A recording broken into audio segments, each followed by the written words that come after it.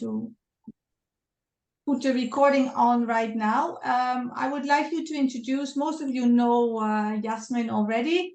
As you know, I represent now Maamari Tours for 2 years, I think, 2, 3? Mm-hmm. Yeah. Sure. Yeah. I still believe, of course, I speak about my DMCs in a good way, but especially with the Maamari Tours, we see a good development. There's more interest in Oman, although we have some challenges with Oman as well.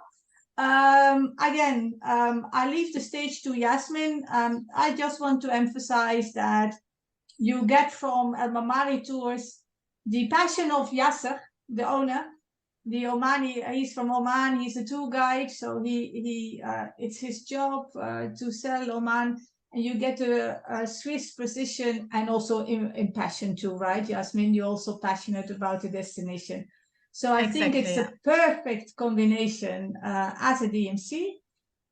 Yes, we have challenges. We do have challenges with the flights. KLM is at the moment stopped the direct flights, but we heard also that they might be going to reinstate it. So that should be a good thing. Yasmin has hosted the journalist of KLM, so there's going to be a nice article in the, what's the name, Wings? Dutch Flying Magazine? Yeah, you know Pascal. Flying Dutchman. That one. So there's going to be an article soon about Oman, which we have hosted. I think it's already out in September. It's already out, September issue. So these are good things that's happening at the moment. So I'm always there for you also for questions. You know, we are a DMC, so it's a tailor-made approach, but we have group tours, which Yasmin is going to talk about it.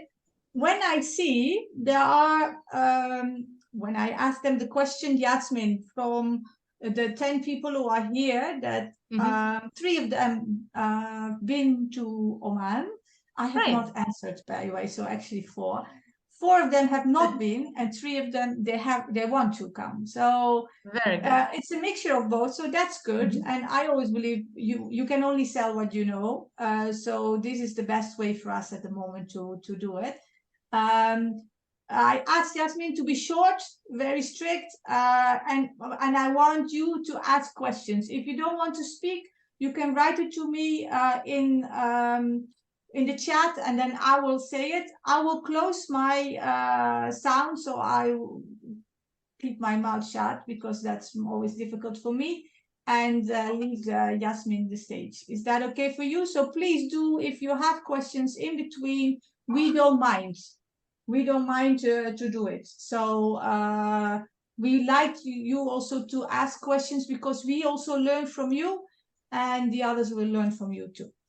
Jasmine, it's all yours. Thank you very much, Ines. Yes, so for the setup today, my plan is to talk around 20 minutes. If Ines, you can have a look a bit at the clock and remind me if I'm taking too long. And then I'm really here to answer your questions that you brought today. So we are starting, as you can see from the presentation, I prepared 10 most frequently asked questions, and I'm going to focus on 5 of these questions today, as well as our group departures. And then our next webinar will be the other 5 frequently asked questions. So I hope that you're joining the next webinar, of course, as well. To start with, I would like to show you a quick introduction for Oman. Now it's not moving here. 1 second. Here. Everyone sees my next slide, yeah?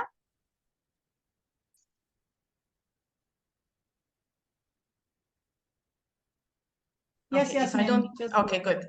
Okay, good. So I will introduce you and show you a quick video about Oman, just to get you in the right mood.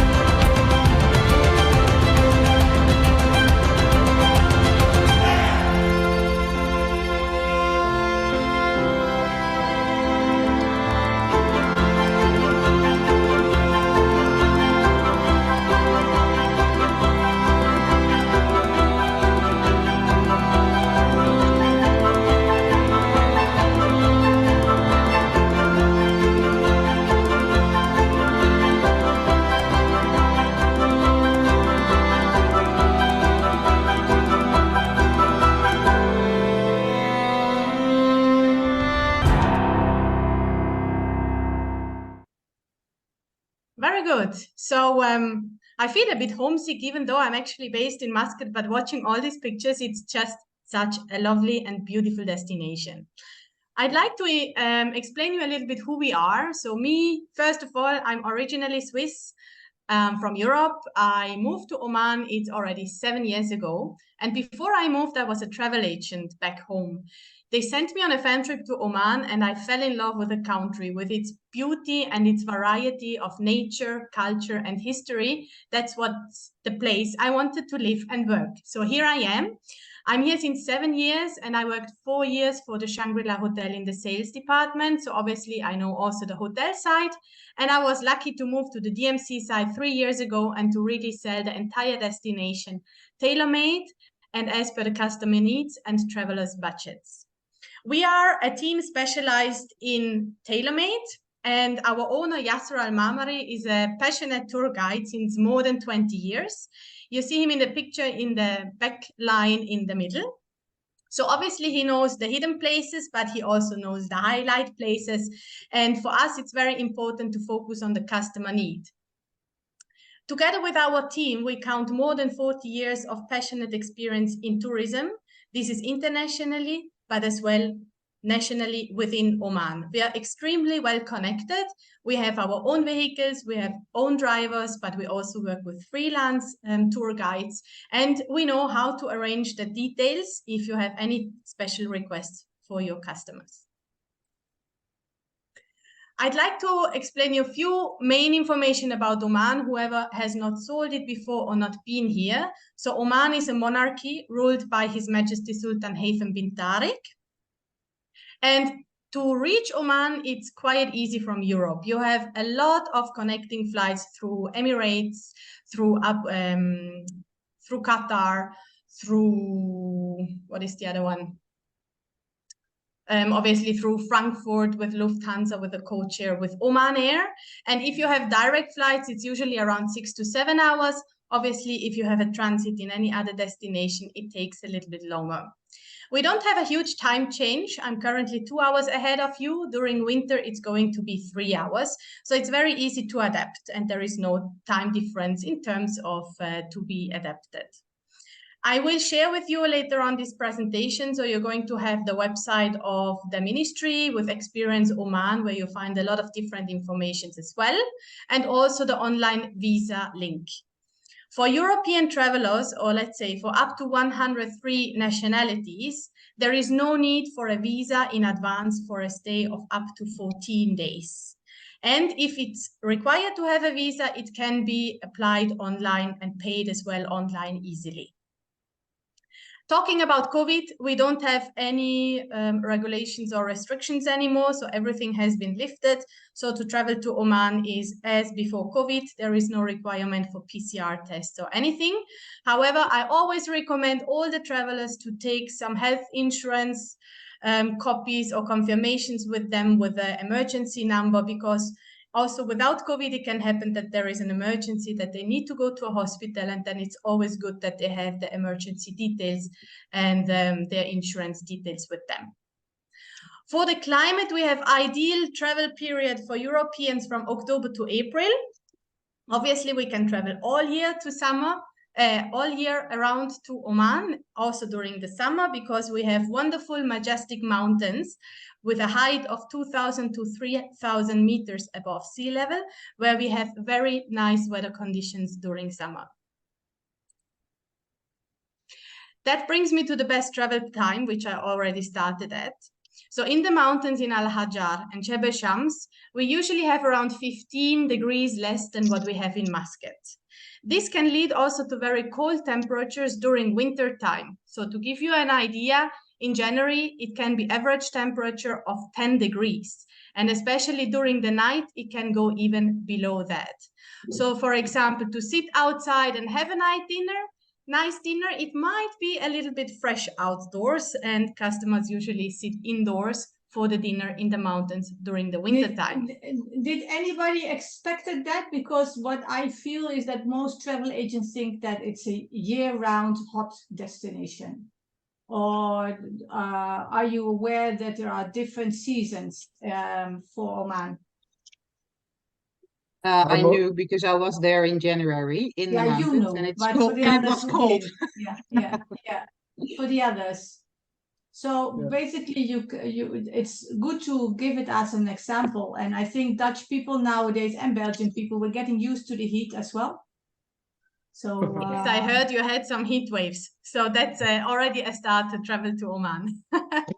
So I usually recommend for people who like to have maybe a mixture of hot, but also maybe cooler weather in the mountains. Obviously, we have October, November, which is a very nice average temperatures.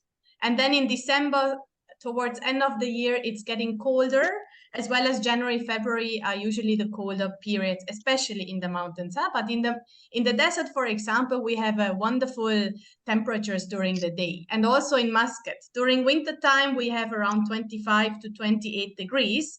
And in the evenings, maybe 18 to 20. Me personally, I also need a little cardigan in the evening in Muscat because I got also used to these temperatures. However, there is also an individual feeling of temperature. Some people can handle nothing above 25 degrees and others like me freeze below 20 degrees. So that's also something very individual. I'd like to talk about the dress code. One more thing, Yasmin. Sorry, you said in the slide before the best travel season is from October to April. Is that also is that due because of the temperature or other reasons too? Yes, it's because due to the temperatures. I mean, the main tourist season for Oman for Western travelers is from October to April. That's where all the tour operators make their group departures and everything. But if you have guests who want to stay because they want to see for sure the turtles and they want to come in May or in September, it's doable? It's doable. It's possible to travel all the year to Oman, but not maybe to all the places. During summer, for example, we have most desert camps which are closed because in the desert, it's really hot. For the turtles, that's a different story. The turtle season is also during summer. Some of the turtles also come during the winter time, but the main season for the turtles is during summer as well. So depending on the season you travel to Oman, the locations and places might be different. Why we also call the best travel time to Oman from October to April is because Western travelers are coming here to see the variety of the country. And the variety means to go to the desert, to go to the mountains, to combine it with the sea, to combine it also with a wadi, with one of the oases, maybe to be active and do some hiking. So usually people are not coming just to come to the mountains during summer because it's cooler there, right? Usually our travelers want to see also this variety of nature, what we have. Did I answer that question?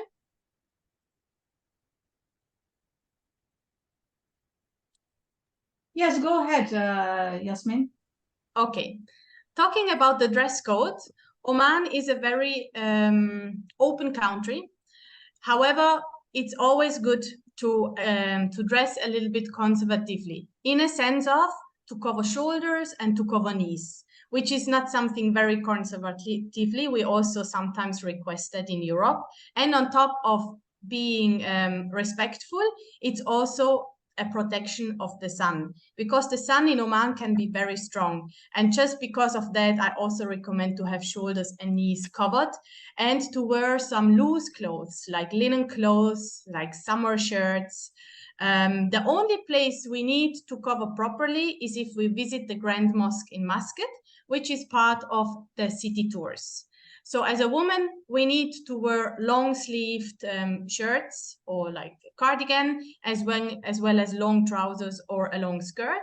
And we have to cover the hair with a scarf. For the gentleman, it's requested to have long trousers and a shirt with sleeves covering the shoulder. Obviously, talking also in relation with the travel period, depending when the customer is traveling, we recommend also a little bit different dress code.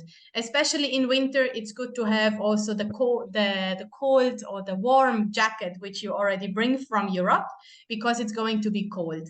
And also, I always recommend to have a cardigan or maybe a scarf, even during summer, because when you enter certain places, there might be strong AC, so it might be cool indoor and hot outdoor. So I always recommend to have something where it's easy to maybe quickly put it on. Any questions about the dress code?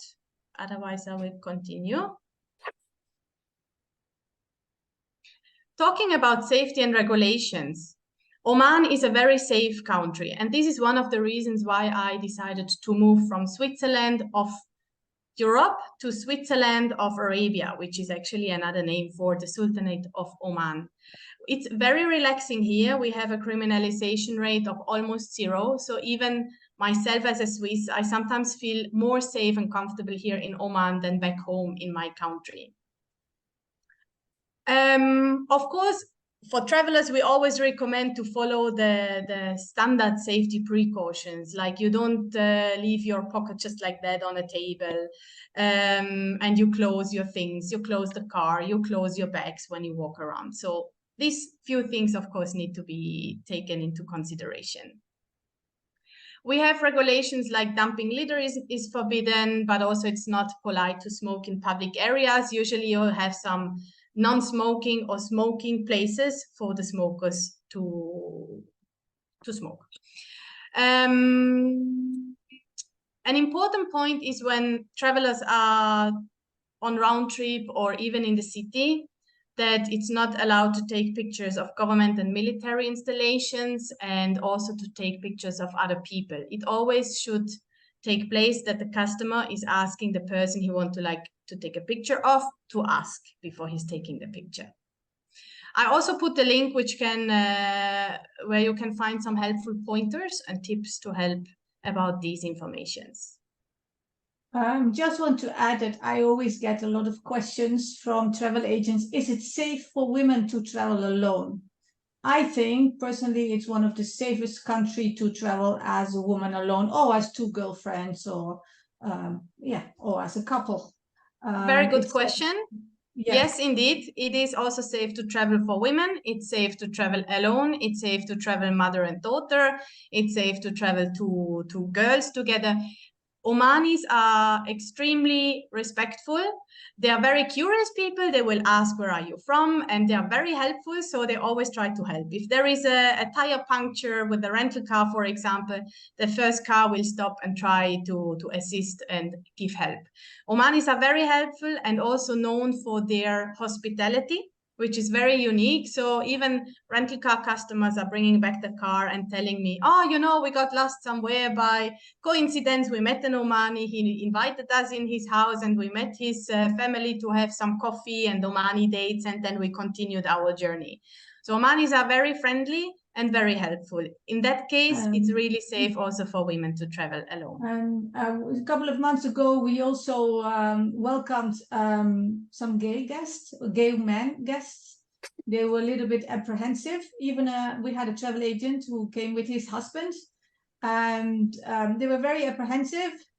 Right, Yasmin? Yes. But in the end, they said they have, well, you can tell it better because you met them, but again, it was very safe for them to travel, no questions asked. And Yasmin also know how to handle it towards the hotels, right? So that they're sure that they get a big bed, not a twin bed, and things like that. These little things matter. So it's actually important that if you have customers like that, that you explain to them that here in Oman, even as a non-gay couple, you don't really kiss and hug each other in public. So in general, this is not happening in the country itself. And then usually the answer of gay people is, anyway, we don't do that also. So everything with kissing, with hugging, all this is kind of something private, which is not happening in public. Doesn't matter between men, between women, or between kind of hetero couples.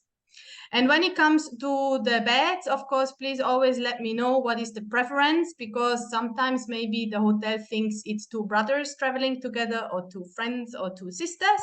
So they might accommodate them in a twin room. And if this is not requested, please let me know well in advance, so then we can place the request accordingly. And we do it with a little trick, just to avoid any questions. We just book the double room with one name. Plus, and then, right? Like this, Exactly, sometimes you yeah. do it like this. Secondly, most of the hotels are, you know, chain hotels, and the ones who are working in the hotels are very open-minded. It's again, it's quite, it's safe, right? Yes, and it's open. It's open-minded. Open. I mean, obviously, they're not going to understand how it is possible to be gay, but it's just very simple not to enter this discussion with anyone. Like, it's also a bit, depending on which country you travel, it's usually a bit tricky to talk about politics and this type of details, which obviously is here similar. And on top of that, what I wanted to mention also is that I received recently the question about a non-married couple, how it is to come to Oman and to stay in one room, which I think we know from the past from other Muslim countries. So here it's not an issue at all. Everyone can share a room with everyone, doesn't need to be married. Non-married is absolutely possible as well. Just to show you again how easy and open-minded Oman is, and it has the wrong image. So this is something that you as a travel agent need to explain to the travel agents. That is what the message is here for us, right? Exactly, yes. My next point, which is an important one, I put about alcohol. So obviously, being a Muslim country, it's not allowed to consume alcohol in public places, apart from licensed premises, such as the licensed hotels and restaurants. So most restaurants, just like a restaurant around the corner or coffee shop, they don't have any license. So there is no option for alcohol at all. Also, there is no liquor shops for tourists. It's not that a traveler can just go to a supermarket and he finds alcohol. No, that's not possible. So the only place where our customers, our tourists find alcohol are in licensed hotels and restaurants. They are mostly in the 5-star hotels. So there you have the bar, or there you have the restaurant where you can order a glass of wine or beer, or bottles, obviously, as well. Talking about alcohol as well, I want to inform you that the taxes are really high. So a small beer costs, for example, 10 euro. Also, one glass of the normal house wine around 10 euro. And that's not the special best wine from Italy, for example. It's the normal house wine. So usually when customers are going on a round trip, not everywhere there is accommodations available with alcohol licenses.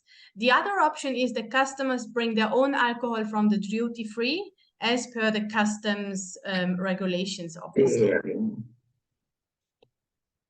Any question? No.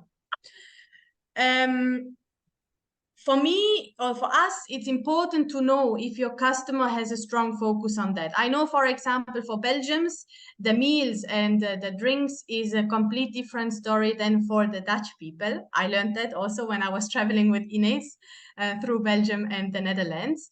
So traveling to Oman means also that maybe sometimes you're going in locations where you will not have alcohol.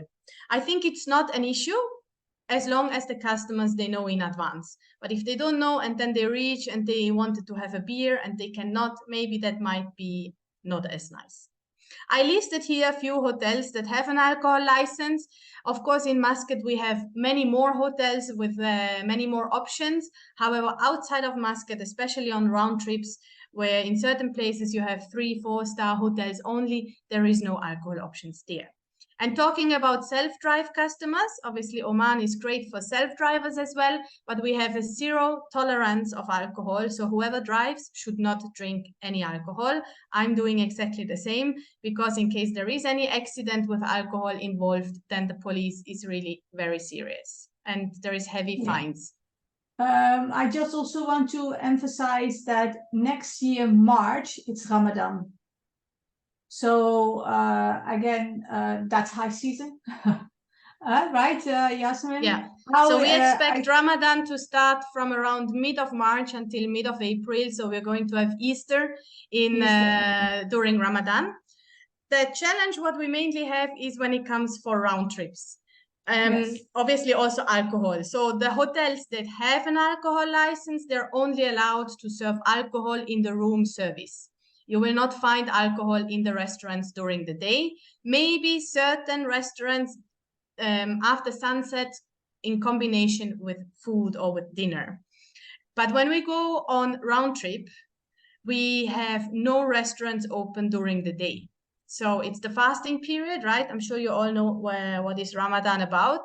So during the day, it's difficult to have lunch options. What I mean with that is that the restaurants are closed, so there is no option for lunch in a local restaurant. However, supermarkets are open, and it's possible to stop in a supermarket or in a petrol station shop and to buy some snacks, fruits and this, and then the customers, they will eat it in the car a little bit in a hidden place, so that not in front of public, in front of everyone. The beautiful thing during Ramadan is that we have wonderful iftar buffets. So iftar is after sunset, when they fast, when they break the fast.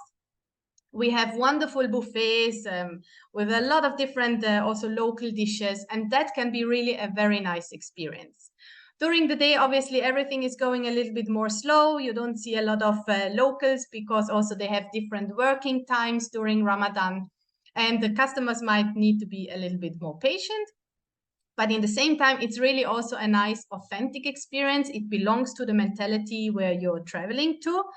And also you can benefit from a little bit less tourists and good rates as well. It's the best time to travel, to be honest with you. Say from me, coming from me, people are in a good mood. People are, maybe the first 2 days they have to get used to it, but then they are in a good mood. They are happy at home. You can really feel you are in another part of the world. So really, it should not be any of something as a disadvantage not to go. I would just encourage you to go to that total region, not just only Oman, but also to Jordan or to Qatar or to Dubai in Ramadan. You will experience a total different atmosphere, right, Jasmine? Yes, I totally agree with that. Yeah, exactly. I'm not going to talk too much about distances. I put here between Dubai and Muscat and the other areas of Oman how far it is. What I would like to highlight is that if customers stay in Muscat and like to make day trips, it means that they easily make 400 to 500 kilometers per day. Because compared to Dubai, I give you a small sample. In Dubai, you reach the desert, I think, tell me if I'm wrong, Ines, I think 20 minutes by car or 15 minutes even. And in Oman, you need to drive half an hour. Okay, but in Muscat, you need to drive to the desert around 2 hours per way. Yes, yeah. Yeah, so we have mountains in between Muscat and the desert, for example. We have longer distances because we are a bigger country here. And this is obviously also affecting the distances for day trips. We always recommend to go on a round trip, because with a round trip, you actually spend less time in a car. You maybe make 200 to 300 kilometers per day, depending on the routing, and you have more time to explore on the destination itself. And on top of that, it's kind of sustainability because we need less fuel as well. Self-driving in Oman is very easy. We have wonderful roads. They're all mostly black roads, more space than in Europe. Even we have better roads than in Switzerland, I can say. We have new roads, and there is constantly new roads coming up. And by self-drive, it's also you have the notes in English, but also in Arabic. And with Google Maps, it's quite easy to find places. One more thing, just sorry that I interrupt, but I know the questions. It's like, look at this picture. A lot of question is when people want to combine Dubai with Oman. It's a couple of, especially also with the flights nowadays, that it's easier to get to Dubai and then stay a couple of days in Dubai and then combine Oman. What you suggest, Jasmine, what is distance-wise the best way? To fly, of course, but if is there an option also to go by car? So actually there is an option to go by car, but not by self-drive. Okay, there was certain issues with rental cars in the past, and therefore it is not allowed for insurance reasons anymore to take the car over the border. So if you have self-drive customers, please let them take a car in Dubai to give it back in Dubai and then fly to Muscat and take the rental car from Muscat and return it back to Muscat, because the border crossing is not possible anymore with rental cars. Obviously, we can arrange transportation, like a transfer from Dubai to Muscat, which is around 500 kilometers. And depending on border procedures, it's a bit difficult to say how long it takes. Yeah, of course, border procedures can, when you have to wait and queue, it can increase the time. My experience, it's around an hour. I've crossed a lot of times. But of course, when it's high season or when you get unlucky because a bus of travelers are coming. What do you mean 1 hour? At the border, you mean? The border, yes. Yeah, exactly. Yeah. But so if you can go straight, it's around 4.5 hours driving. So minimum 1 hour at the border, you're already at 5.5 hours. But it's doable. But of course it's doable. Just it takes the full day, and there is nothing like kind of stops for sightseeing or something.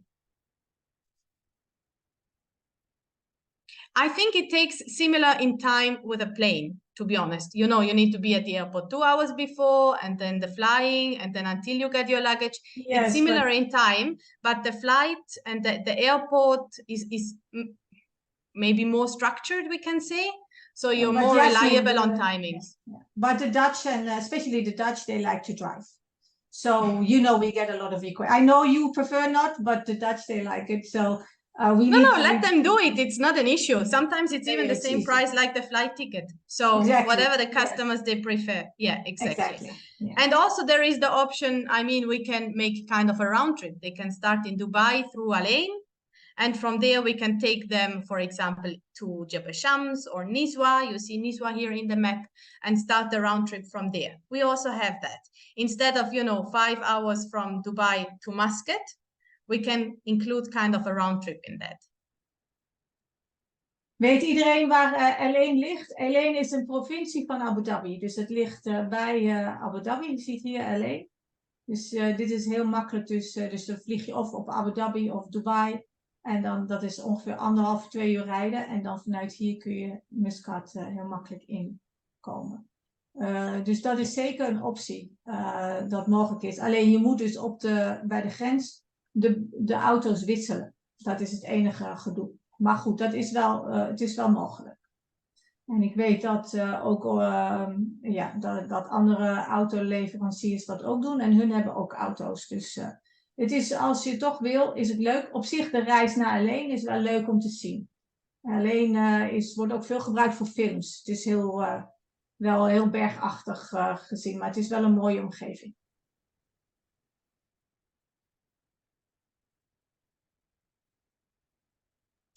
Okay. Yes, Jasmine. Yes. Okay, so maybe one more thing I'd like to mention here. You can see in the north we have Musandam, which is a part of Oman, but separated from the rest of the country. We also have a lot of customers who make either a day trip to that area from Dubai, or I also have customers who start kind of their Oman experience from there. So they fly to Dubai, we organize the transfer of around 2 to 3 hours to Musandam, then they stay there for 2-3 nights. Musandam is, it's called Norway of Oman, so we have a lot of beautiful fjords, and you see the picture up there as well, the beautiful dhows made from wood, where you can do nice snorkeling experiences. And then they take an inbound flight from Kasab to Muscat, which is around 1 hour. And then from Muscat, we start the round trip to explore the north of Oman, including Niswa, the mountain area, the desert in Al-Khamil, and Sur, where you find the turtle region along the coast back to Muscat. And then we have the last region, which is in the south, which is Salalah, very well known for its frankincense trees and beautiful long and wide beaches, which is around 1,000 kilometers from Muscat. This 1,000 kilometer takes a very long drive. It's around 12 hours if you drive through straight. There is usually not much left and right, so I recommend also the inbound flight from Muscat to Salalah takes around 1 hour, 1.5. So easily to get there, to make some beach extension. And we have around 3 flights daily with Oman Air from Muscat to Salalah and back. And also from Salalah, there is again flights to Dubai or to Qatar. So depending on the flight connection you choose for the customer, that can be nicely combined as well. And maybe on the return, doesn't need to go back to Muscat to go back to Holland or to Belgium. We have a question about trains in Oman, but you don't have trains, right? Trains, we don't have trains in Oman. No. There is actually that project of the train railway from Dubai to Oman.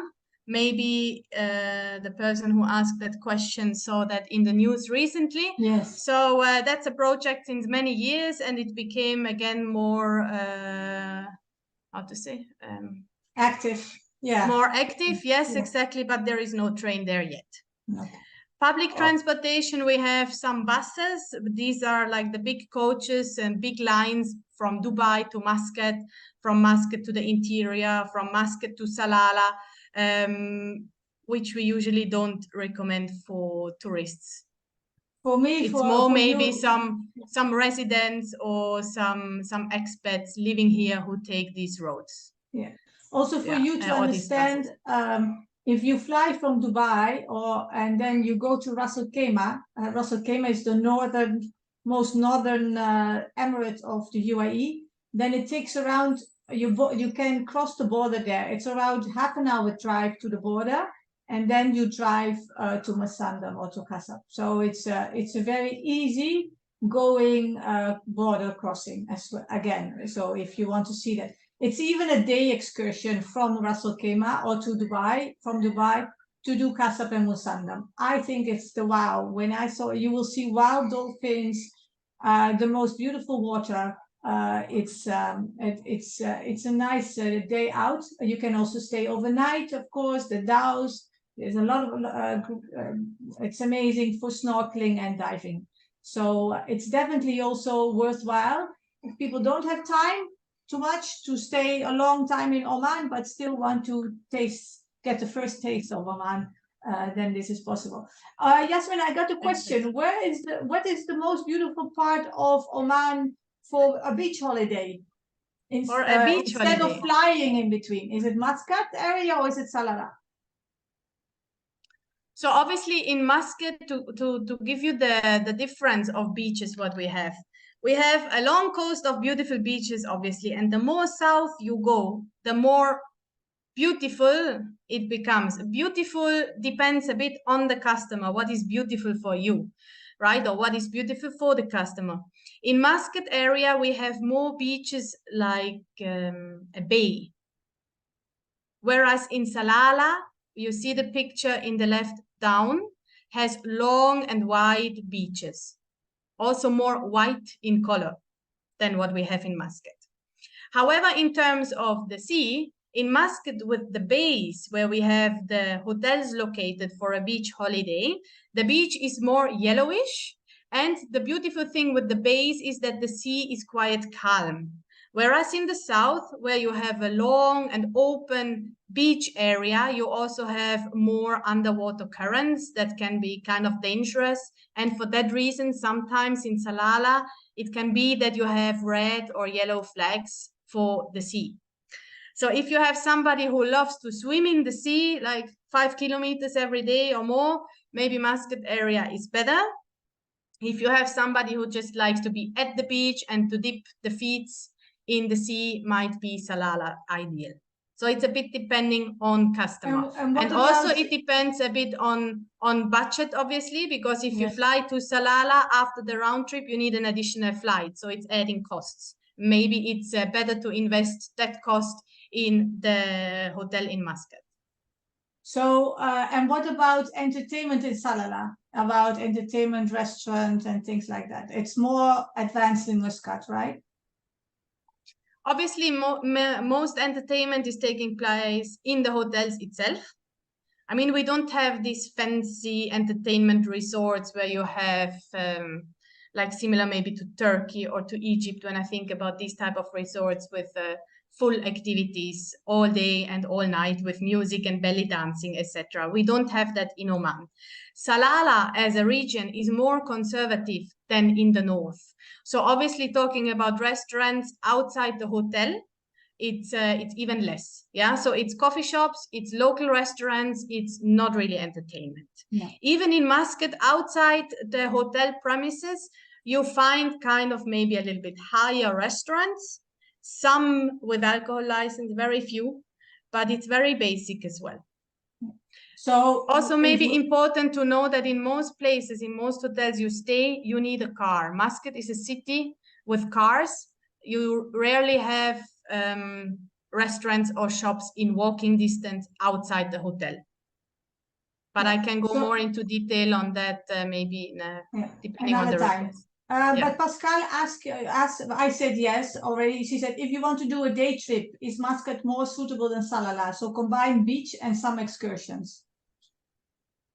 Not necessarily. So in Muscat, we said we have long driving times for day trips, right? That's around true. 400 to 500 kilometers, depending also on the day trip, obviously on the location.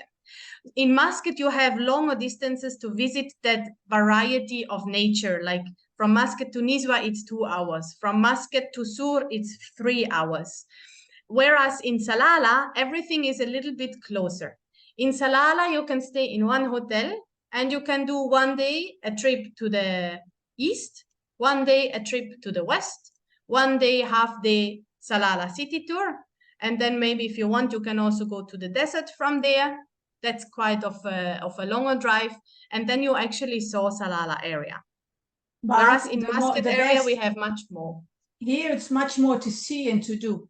That's the basically. If you like to have nothing to do, you want to see some nature, beach, you don't need so much entertainment around, then this is nice. But otherwise, this is 2 hours, this is 3 hours, and you go from here. Exactly, yeah. So we always advise to do it from Muscat. Yeah, and Muscat is nice if you have somebody who want to stay 10 days, for example, at the beach and maybe make 2-3 excursions. Yes. But if you have somebody 10 days and every day they want to go somewhere, better to make a round trip and then to make the beach extension afterwards. Okay, next slide. So next slide, we have various cultural sites as well as UNESCO heritage sites. So one is the city of Kalhat. We have the famous Al-Falach irrigation water systems, which you can see in the picture on the top.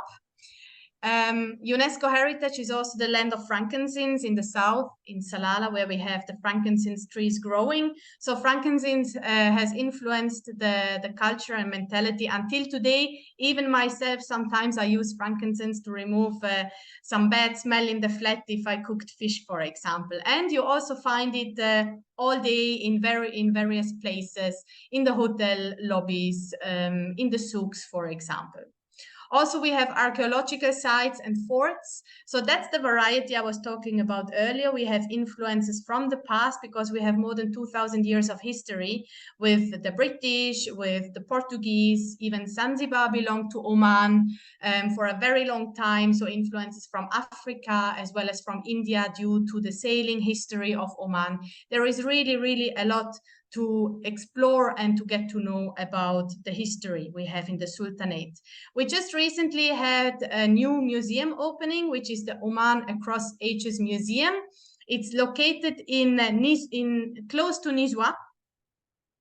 And it's actually very nicely done also with some interactive things with screens, and you can easily spend 2 to 3 hours there. I just had a couple of agents there recently, and it was almost impossible to leave the museum again. So even people who usually don't like museums, they really like it. Besides that, we also have other cultural sites, for example, in Muscat, the National Museum, to get to know something about the history and Oman today. We have more than 500 forts distributed in the entire country. Some of them are restored, some of them are not. So we bring the customers to usually the restored places where you can also visit and get to know a little bit something about the area you visit. We have the famous Sultan Qaboos Grand Mosque, which I talked about during the dress code topic, which we always include in the city tours. And we also have a majestic Royal Opera House with international performances. They actually recently just published the new program. So it's always nice to have a look at the Royal Opera performances if you have customers interested coming to Muscat. They don't have something every evening. It's kind of 1 month or 1 weekend is this performance, then the next weekend is something else, and to see if something matches the customer's schedule. Talking about accommodations, we have everything from small guest houses to 5-star luxury properties. We don't have everything in every location.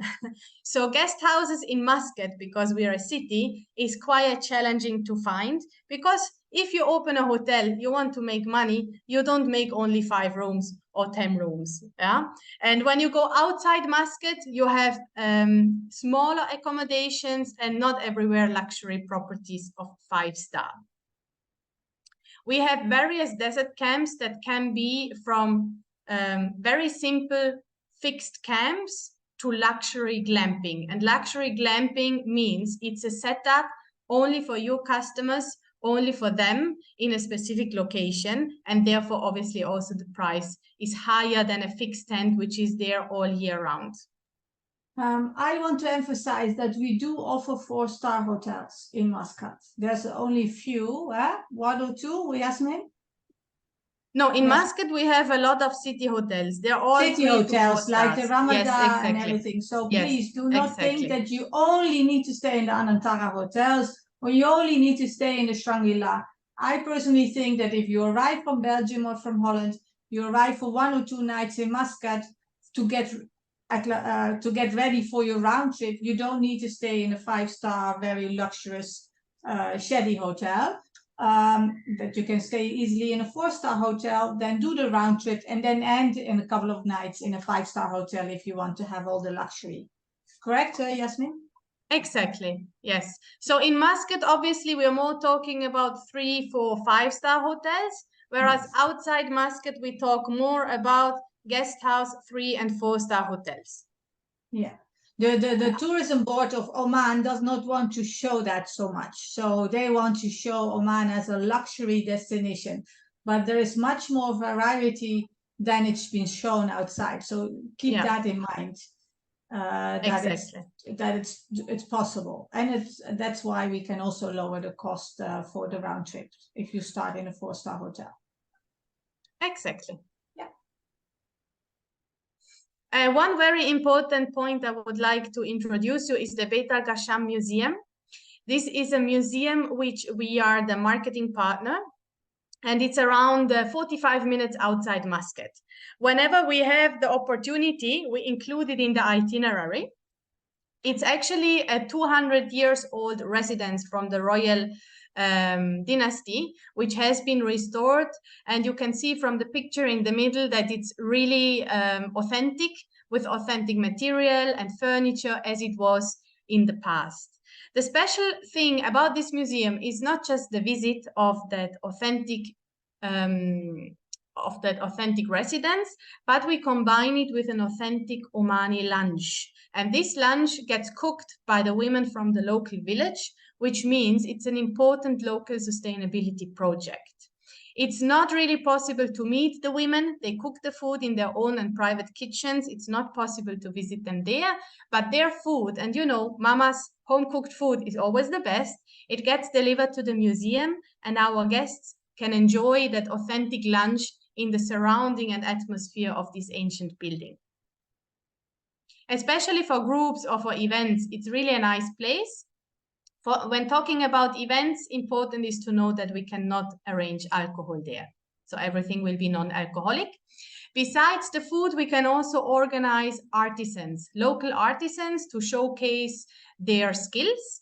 For example, you see in the picture in the right side, you see a meal, and you can see that on top there is the Omani bread, the flat bread. So we have women who will show how to make this bread. We have guys who know how to weave with the palm leaves to make some nice baskets. There is various artisans, for example, also a henna lady that we can bring. So especially for groups, we can really tailor-made it on top of that. So for you guests who really said we want to see some local activity or want sustainability, yeah, that's a big deal nowadays. This is really, it's not touristic. It's really out of the passion of Oman, and they really want to show you the cultural aspect. And the money goes not to the government, but it goes to the artisans and to the women who prepare the food. So in that way, it's kind of back to the giving back to the locals. It gives the women an opportunity to make some extra pocket money, right, Yasmin? Mm-hmm. Yes, and also so, to teach the skills of the artisans to the next generation and to showcase that as well. And we can nicely include it in a day trip from Muscat. Depending, we can tailor-make the program depending on the customer. It can be combined with a place where they can go hiking. It can also be combined with other places without hiking. So yeah, that's kind of open. Yeah.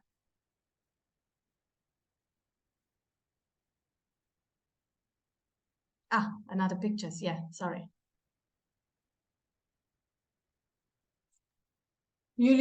For you to understand is that Omani, if you compare them with the Emirati, Omani have to work for money. They are not as rich, can I say that, Jasmine, as the Emirati or the Qatari people. Yes, true. Yeah. So for them, it's also important that they can show their work, but they can also make some extra, that they can make money. It's not like the Qatari people who do not need to work because they have enough income. So maybe what makes Oman a bit different as well is that Oman is a country existing since very long. We are not a new country. It exists since more than 2,000 years, like we said before. And in Oman, you don't find too much oil and gas. It is much less than the countries around. However, we have this heritage, which is very important for the Omani people. And also, we have more than 60% of locals.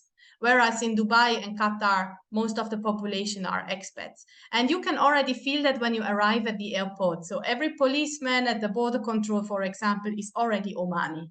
All the taxi drivers in Oman have to be Omani. It's not allowed for an expat to work as a taxi driver. So you get out from the airport. Obviously, we arrange airport transfers, but if you don't have that booked, you jump into a taxi and you're already in the middle of the mentality. You're already sitting behind an Omani taxi driver. He will be very friendly and asking you from where you are, and you're in the middle of Oman.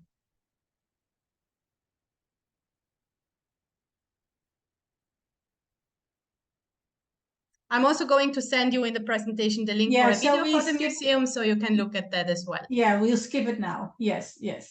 The last thing, because I think we cannot talk about the fixed group departure, Ines, is that we also organize a visit to an Omani family. So that's also part of our experiences. Obviously, we need a minimum amount of people to go there. It's nice in Muscat to visit a local family, and you're entering the majlis, you're entering the guest room. Obviously, you will get to know about Omani coffee. You will get coffee together with Omani dates.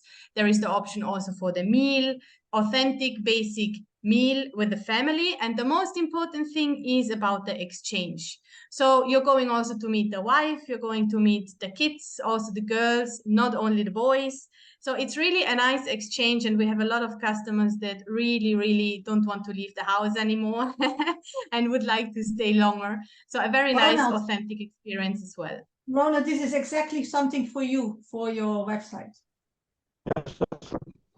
True, huh? Yeah, I was thinking of you immediately. Yeah, yeah, you can make a difference. Yeah.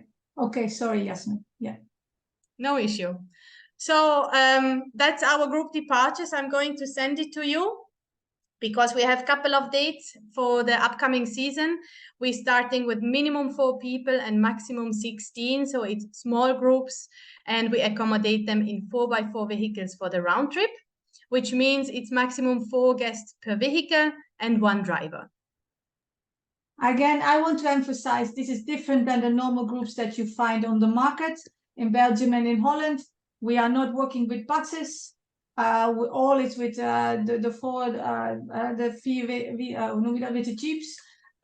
You have an English-speaking guide. In case for the Belgium you need a French, it is possible with a small supplement. And the price is doable. So you can also make money out of it. So that's also important. And you get the assistance of Jasmine, of course, right, Jasmine? And Exactly, even if you have a family of 4, you can already give them the same round trip. So you don't always have to tailor-made the trip. We all actually made it already for you. Yeah, it's so quite, that's it's a 6 days, 5 nights. So it's quite a short one, but covering the main highlights. So it's really great to get a first impression of Oman and its variety of nature, culture, and history. Yeah. So one more quick question, Yasmin. Christmas, New Year, that we want to know. It's high season. Dubai is full. What can we do in Muscat? Yeah. Oh, okay. So Christmas, New Year, obviously here is also the highest season when it comes for rates. It's high in price. The challenge what we have is that in Muscat, most of the beach hotels have a minimum length of stay of 3 to 5 nights. So if a customer has 1 week, we already need maybe to stay 3 or 5 nights in Muscat over that period. On top of that, outside Muscat for round trips, already many operators blocked rooms, so availability is quite tight. But we need to take it case by case. We have our fixed group departure, which you can see here, group number 6 from 29 December to the 3rd of January. That would be perfect, right? Exactly. We have few other room blocks over New Year as well, obviously. And the rest we would tailor it around because we're focusing on tailor-made. We don't have for sure the right room block in the right date. Exactly. Yeah. So, but I wanted to emphasize it because I know we get a lot of questions, and I know for Yasmin it's always a challenge because we are last minute market. Even for Oman, we get now getting the increase of requests for New Year and Christmas, while a lot of hotels are already fully blocked with that. But we do have the group 6, so definitely that's an option as well. And you said from 4 people, it goes ahead. Can you show the slide with the prices quickly? And then we was one before here, right? Yeah. So you see already that, I mean, it's doable. It's 1,400 euros approximately per person with all the inclusions. So you cannot stay during Christmas in a hotel for that price, just for, let's say, 5 nights in Moscow. Yeah. So we really need your support on the groups, to be honest.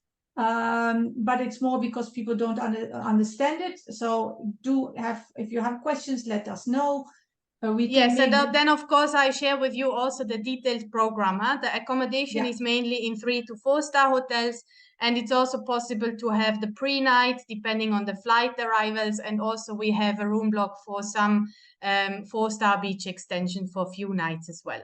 So whenever you have customers interested, let me know, and then we discuss it and we see how we can do that. So I think this is the end of the Zoom meeting webinar. It was frequently questions, mostly questions asked. Do you have any questions? Because I had some questions during the chat that I have included in our talks, but please do reach out to us if you have any questions. Als jullie vragen hebben, je kunt mij altijd vinden via de WhatsApp, but also Yasmin. Yasmin reageert altijd heel snel, ook altijd via de WhatsApp of via de e-mail. Zet mij altijd even in kopie, dus dan kan ik het ook even zien. Dan leer ik er ook van. En ja, dus zeker gebruik de groepsreisprogramma als een leidraad. En je kunt ze altijd upgraden, hè, naar 5 sterren. Of onlangs hadden we ook van de Sessie hotel tot aan de Ramadan hotel. Dus dat we daar, dat men weet dat dat ook mogelijk is. Ja, verder, I didn't receive any more questions, Jasmine. So I think everything was okay. Please follow us on our socials. We always update with new hotels or new ideas, new museums. Zo met nieuwe ideeën, die probeer ik daar altijd te delen. Zodat jullie ook als eerste dat weer kunnen delen met jullie gasten. Want ik denk dat Oman echt nog veel meer verdient dan dan het op dit moment krijgt. En dat wij willen ook graag die ideeën over Oman, dat het of heel duur is, of alleen maar 5 sterren, of dat het heel conservatief is, dat willen we juist ook even bij jullie wegnemen. Dus zijn er nog meer vragen? Nee? Je hebt nog in de chat een nieuwe vraag, Ines. Heb ik nu nog? Ik heb nog een nieuwe vraag. Kunnen we individuele op deze groepen plaatsen? Ja, Ronald, dat kan. Dat kan. Tenzij, dus als Pascal er 2 hebt en jij hebt er 2, dan gaat hij door. Zo moet je het zien. En meestal lukt dat eigenlijk wel. En we kunnen anders, als jij 2 personen hebt en we hebben geen 2, dan kijken we met een knipoog naar Jasmine. Did you talk to me? I didn't understand you. No, I just said he asked the question if he has 2 guests, he can put them on the groups, and then maybe Pascal has 2, then it goes ahead. So, but if he only has 2, we can kindly look at you and see if we can still go ahead. Dus je hoeft niet zelf met 4 personen te komen. De groepen zijn echt voor Nederland en België. Yes, it's just for Holland and Belgium. And in case maybe some Germans, right, Jasmine, or yes, Swiss? it's international. It's European. It's officially international, but we are talking about Switzerland, Germany, Holland, and Belgium most of the times. So not something else. So we do that. So you can use it. You can have 2 people. Miranda has 2 people. Caroline has 2 people, and it goes ahead. If you have guests who only want the Belgium, they want to go only with the Belgium, we can always discuss that. So they are very flexible because they have also everything under their own control. So they have their own buses, their own guides. So they are not depending on other people. So that is also the advantage. Yeah? Then I don't think we have any more questions. I don't want to take more out of your time. I have recorded it, so I will send it to you again. I'm going to send you the presentation. You can see the videos again. And if you need pictures or anything, let me know so I can share that with you. Okay. Thank you so much for joining, and hope to see you in the next webinar. Thank you so much, Jasmine. Thank you very much. Okay, bye-bye. Bye.